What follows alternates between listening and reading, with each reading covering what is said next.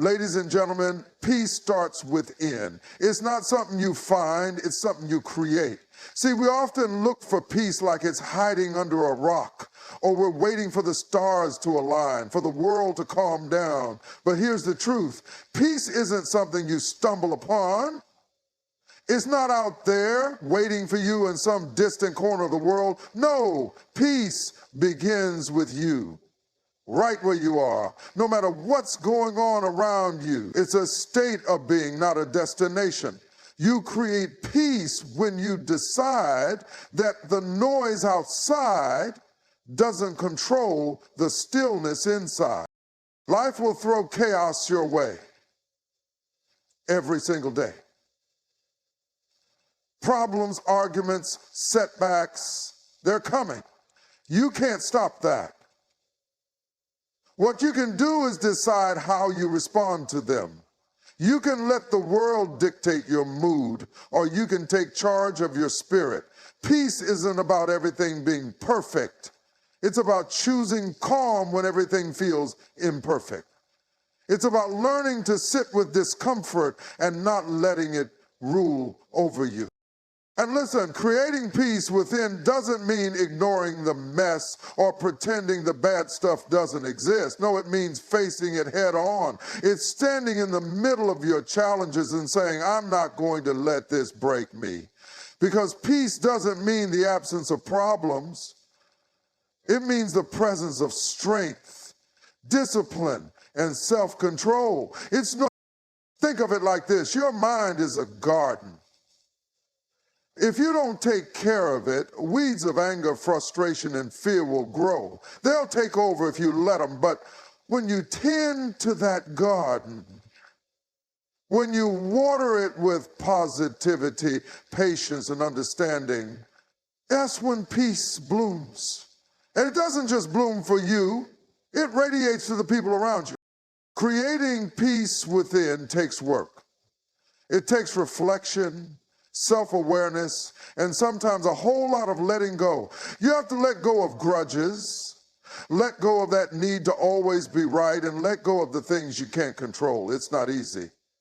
But every time you choose to hold on to peace instead of reacting with anger, you're making a powerful statement.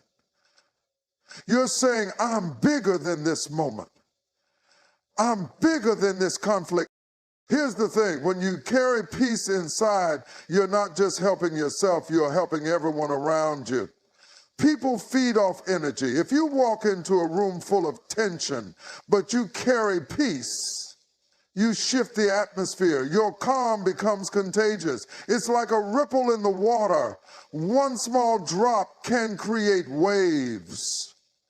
That's the power of choosing peace. So stop searching for it like it's something you lost. Stop waiting for someone to hand it to you. It's already within you, waiting for you to tap into it. Every day, every moment, you have the choice to create it, to be the calm in the storm, to be the stillness in the noise, to be the peace the world so desperately needs. Because peace isn't found, it's built. And it starts with you. The loudest person in the room isn't the strongest. It's the one who stays calm in chaos. Too often we mistake volume for power, as if raising your voice somehow raises your influence. But strength isn't measured by how much noise you make. It's measured by how steady you remain when everything around you feels like it's falling apart. Strength is quiet. It's grounded. It's unshaken. Think about the moments of chaos you've experienced. Maybe it was a heated argument at work, a family disagreement, or a situation where tempers flared and emotions ran high. Who stood out in those moments?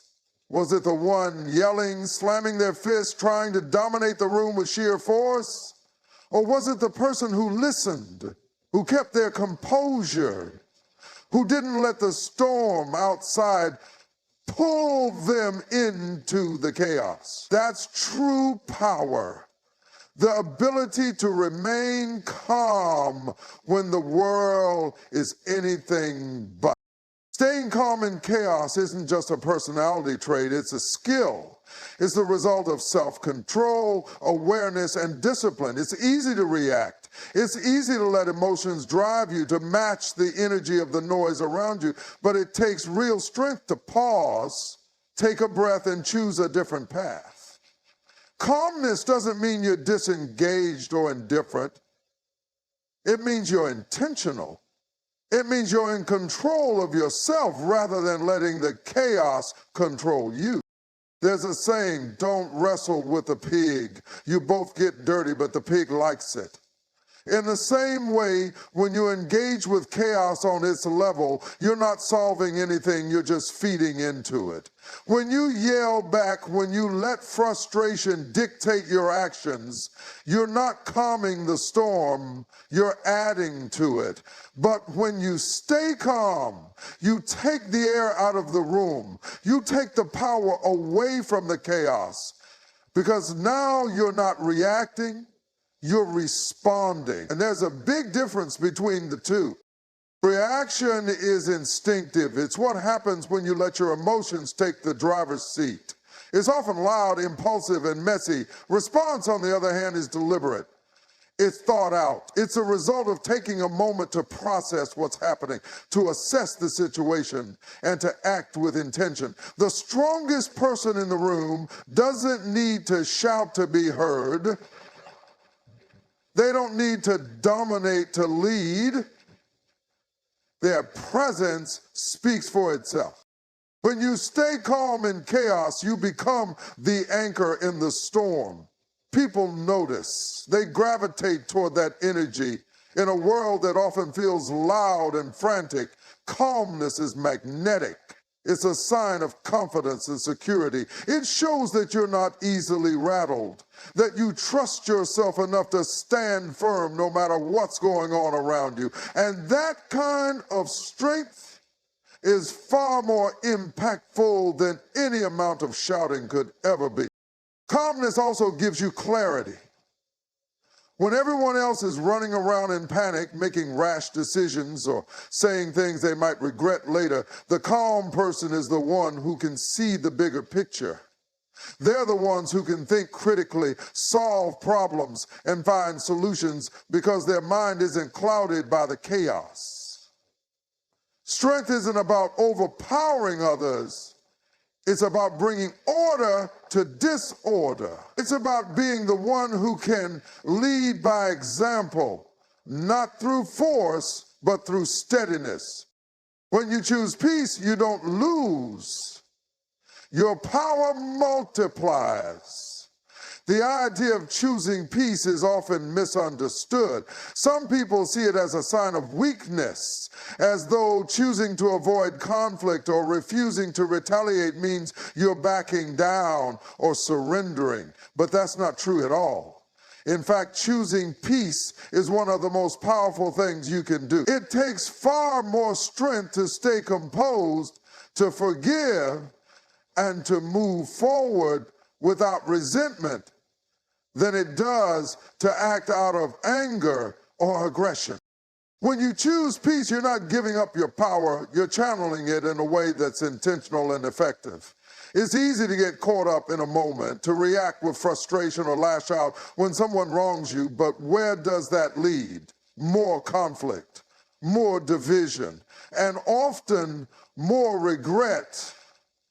Peace is different. Peace creates a ripple effect. It transforms the energy of a situation, shifting the focus from chaos and destruction to growth and resolution. Power isn't just about dominating a situation or winning a battle. True power comes from influence, from being able to shift the dynamic in a way that benefits everyone involved. When you choose peace, you demonstrate self-control, empathy, and a level of wisdom that resonates far beyond the moment. People take notice. They see that you're not easily shaken, that you don't let others dictate your emotions or reaction. That kind of composure commands respect, and with respect comes influence, the kind that multiplies and strengthens your position over time. Think about it this way. When you meet aggression with aggression, you're feeding into the negativity. You're adding fuel to the fire. The energy builds and escalates, and often no one comes out of it feeling like they truly won. But when you respond to aggression with peace, when you stay calm, choose understanding, or even walk away, you're breaking that cycle. You're refusing to let someone else's negativity pull you into their storm. And in doing so, you're protecting your own energy while also setting an example of what strength looks like. Choosing peace doesn't mean being passive. It doesn't mean allowing others to walk all over you or pretending problems don't exist. On the contrary, choosing peace requires you to be incredibly active in your approach. It means addressing challenges with a level head, standing firm in your values, and communicating in a way that prioritizes resolution over conflict. It's about being intentional with your actions, thinking long-term instead of reacting impulsively in the moment. That kind of strategy takes focus, patience, and a deep. Sometimes keeping the peace means walking away from the fight, not out of fear, but out of wisdom. It's a lesson that's often misunderstood in a world that celebrates confrontation and dominance. There's this idea that strength is about standing your ground no matter what, about engaging in every battle to prove your worth. But the truth is, real strength lies in knowing when a fight isn't worth your energy, your time, or your peace of mind. It's not about fear or weakness. It's about choosing wisdom over ego. Walking away doesn't mean you're running from a challenge or backing down from a principle. It means you understand the bigger picture. Not every battle is meant to be fought, and not every argument is worth engaging in. Some conflicts, no matter how hard you try, won't lead to resolution. They'll only drag you into negativity, drain your energy, and leave you feeling worse than before. In those moments, the wisest and most powerful choice you can make is to step away. There's a profound clarity in realizing that you don't need to prove yourself to anyone. Often people engage in fights not because they're standing up for what's right, but because they feel the need to defend their pride or prove their strength. But when you truly understand your own worth, you recognize that validation doesn't come from winning an argument or overpowering someone else. It comes from knowing who you are and staying true to your values, even if that means letting go of a fight. Walking away isn't giving up, it's taking control. It's deciding that your peace is more valuable than being right or getting the last word. It's choosing to rise above the situation, to not let someone else's anger or negativity pull you down to their level. When you walk away, you're not avoiding the fight. You're refusing to let the fight define you. You're saying, I value myself too much to stay in this place of conflict. That's not fear, that's wisdom. There's also a certain humility in walking away. It takes courage to admit that engaging in a fight won't serve a greater purpose. It requires you to let go of the need to be heard or to win. But in doing so, you gain something far more valuable: clarity, freedom, and peace of mind. You free yourself from the weight of anger, resentment, and the endless cycle of trying to prove yourself. Instead, you create space for growth, for understanding, and for focusing on what truly matters. You can't change the world without mastering your own mind first. It's a truth that often gets overlooked in the rush to fix what's wrong out there in the world around us. People are quick to point fingers, assign blame, and try to reshape systems, but the real work starts internally. If your mind is chaotic, if your thoughts are scattered and reactive, how can you expect to bring clarity, stability, or meaningful change to the world? Mastery over your own mind is the foundation of everything else. It's the inner strength that drives outer change. Mastering your mind doesn't mean controlling every thought that passes through it or suppressing emotions.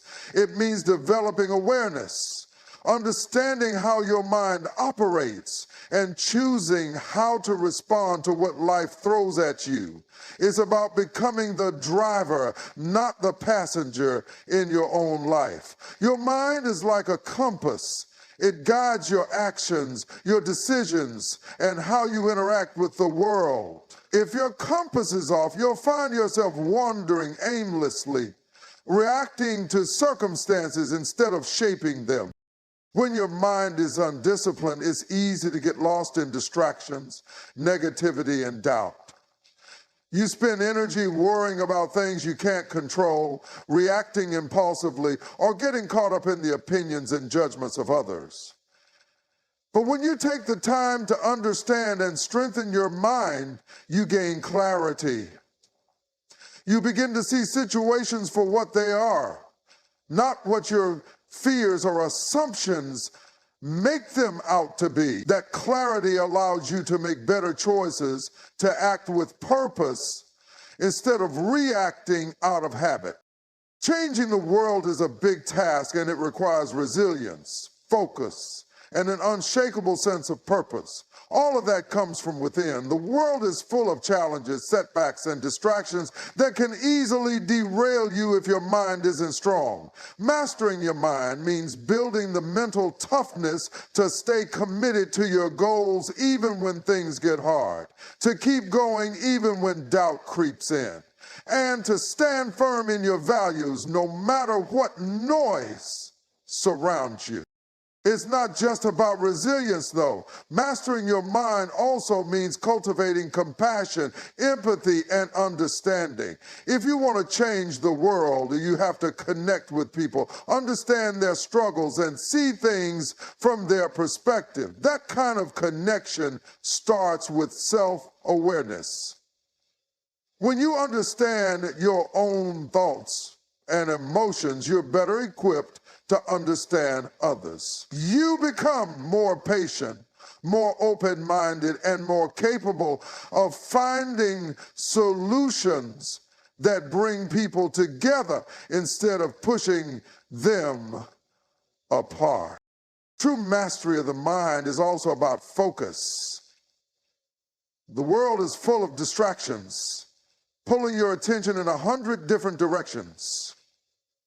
Without focus, it's easy to lose sight of your purpose, to get caught up in things that don't really matter, or to burn out from trying to do too much at once.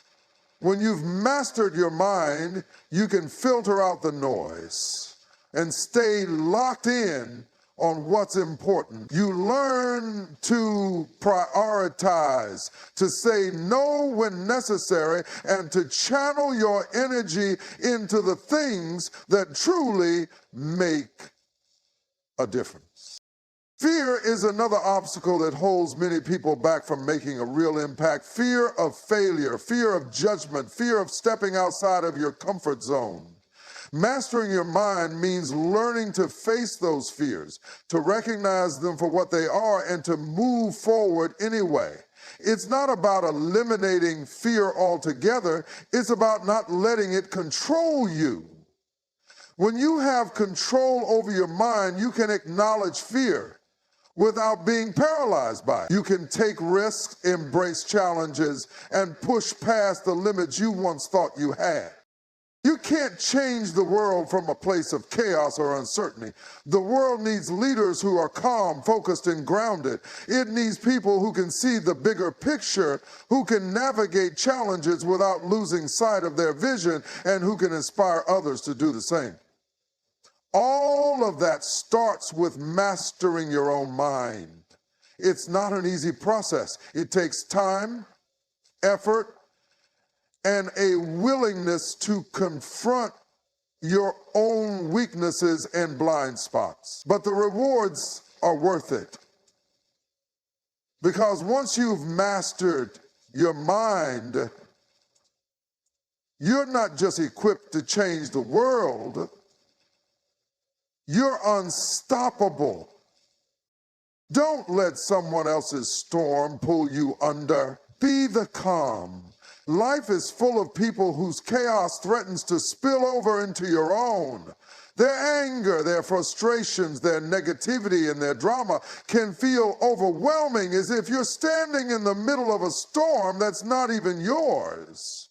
It's easy to get swept up in it, to react with the same energy they bring, and to lose yourself in the whirlwind of emotions they create. But strength lies in resisting that pull, in staying grounded and choosing not to be consumed by someone else's turmoil.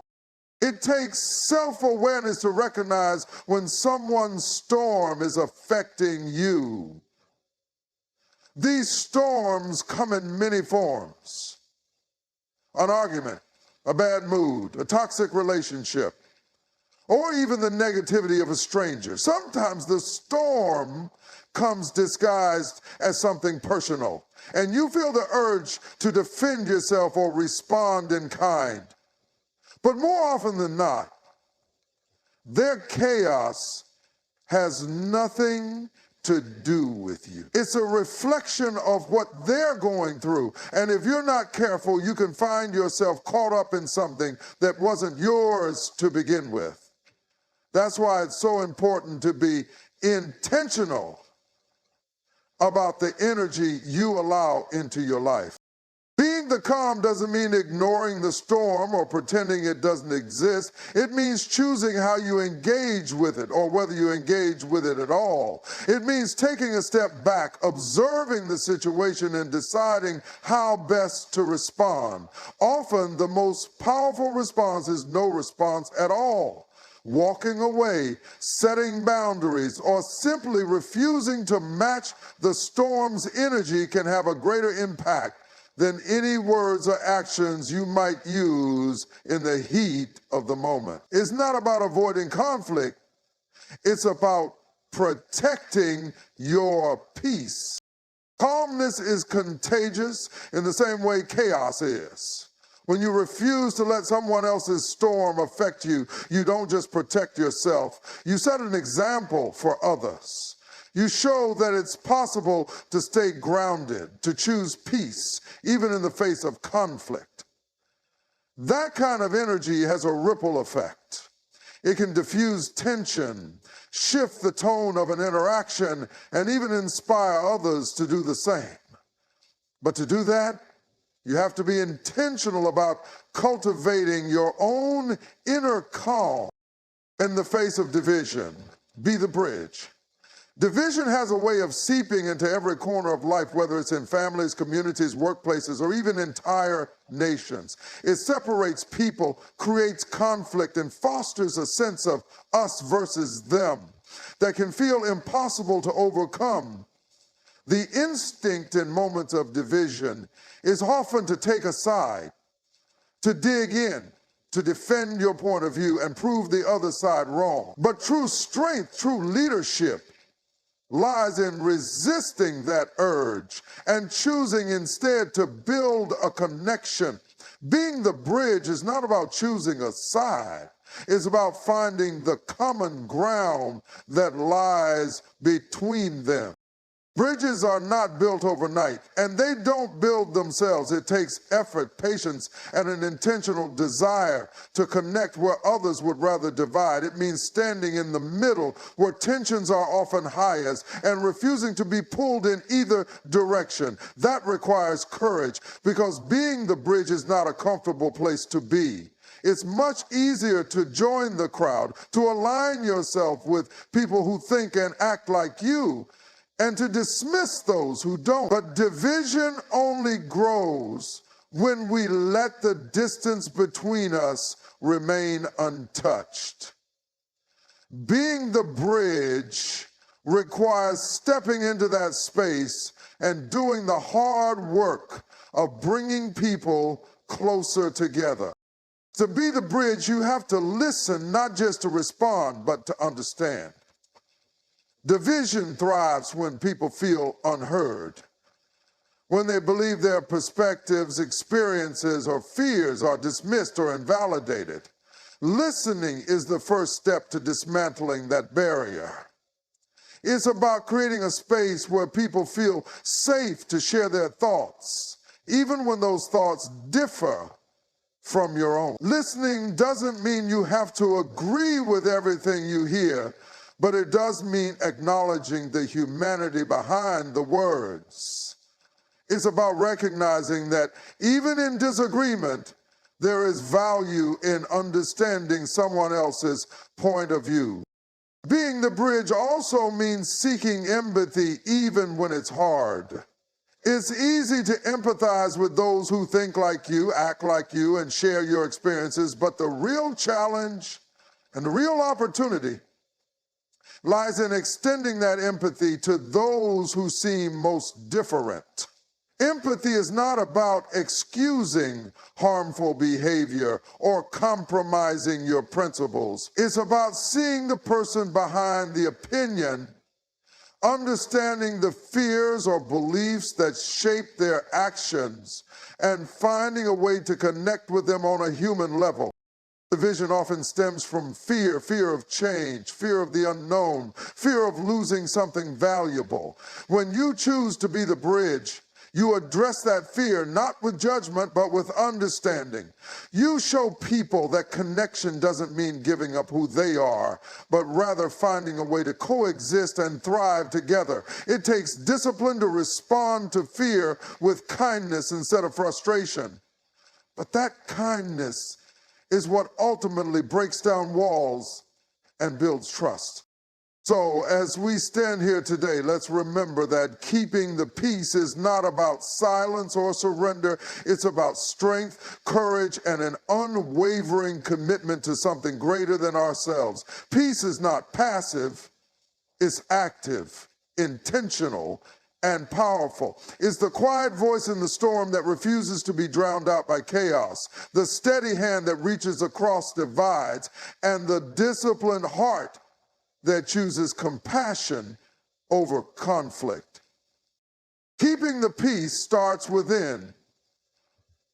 Mastering your mind, anchoring your emotions, and making the daily decision to act with wisdom and purpose. And from that foundation, it extends outward, touching the lives of those around us, inspiring others to rise above and choose unity over division. Peace doesn't just happen. It's built moment by moment, choice by choice. So be bold enough to stand for peace, wise enough to walk away from battles that don't serve it, and courageous enough to be the bridge in a world that desperately needs it. Together, we can create a world where peace isn't just an ideal, but a way of life. It starts with each of us right here, right now.